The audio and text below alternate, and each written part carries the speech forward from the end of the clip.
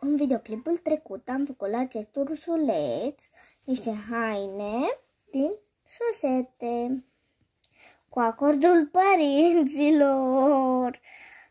Da, la mine nu a fost cu acordul părinților, pentru că mama mea nu e. Hai să vă arăt cum am făcut și a doua haină, da. De data asta am făcut o fustiță. Te vă arăt.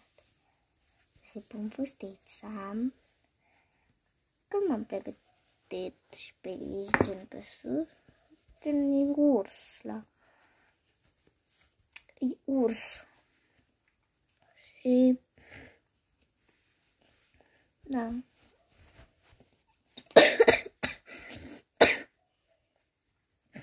Am făcut doar fustă. O fustă și o rochiță de noapte. Cu piel. Cum el vine cu mine la școală. Cum el vine la mine la școală, o să-l îmbrac, pentru că am văzut că ne se fac niște haine.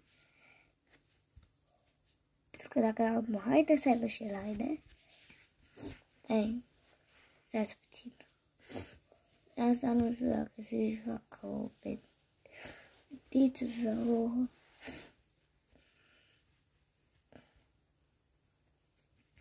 Așa, frumos. Și super... Stați drăgușită și... Nasul meu este cam înfundat. 3, vrei să vă arăt? 3, 2, 1. Trebuie să dau fustița mai jos. Așa. Și pentru cei care nu au văzut videoclipul următor, o să vă arăt și casa lui. Da? Vă arăt și casa lui, pentru că și el are o casă. Dacă vă spun unde nebuniți. În dulap. În dulap este casa lui. Să vă arăt. Vă arăt în videoclipul următor.